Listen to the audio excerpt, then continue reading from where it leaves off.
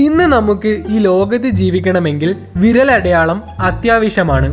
SIM കാർഡുകൾ എടുക്കാനും voter ഐ.ഡിയിൽ പേര് രേഖപ്പെടുത്താനും പാസ്പോർട്ടുകൾ എടുക്കാനും എന്തിനധികം പറയുന്നു, റേഷൻ കടയിൽ പോലും ഫിംഗർ പ്രിൻ്റ് ഇപ്പോൾ അത്യാവശ്യമാണ്.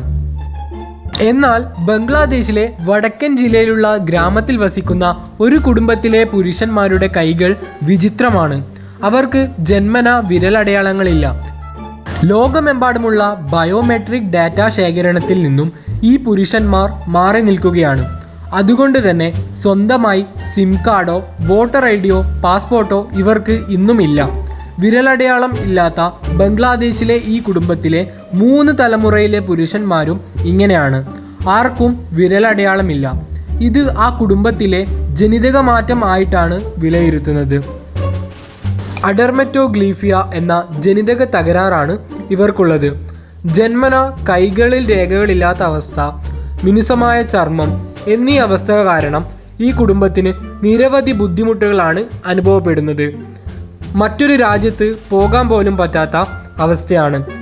ഇവരിൽ ഇന്നും കുറച്ചു പേർക്ക് വിരലടയാളത്തിൻ്റെ പേരിൽ മാത്രം ലൈസൻസ് കിട്ടിയിട്ടില്ല. ഇത്തരം ഇൻട്രസ്റ്റിംഗ് ഫാക്റ്റ് ഡെയിലി ലഭിക്കാനായി ഈ ചാനൽ തീർച്ചയായും സബ്സ്ക്രൈബ് ചെയ്യുക. ഇഷ്ടപ്പെട്ടാൽ ലൈക്ക് ചെയ്യുക. Thank you for watching guys.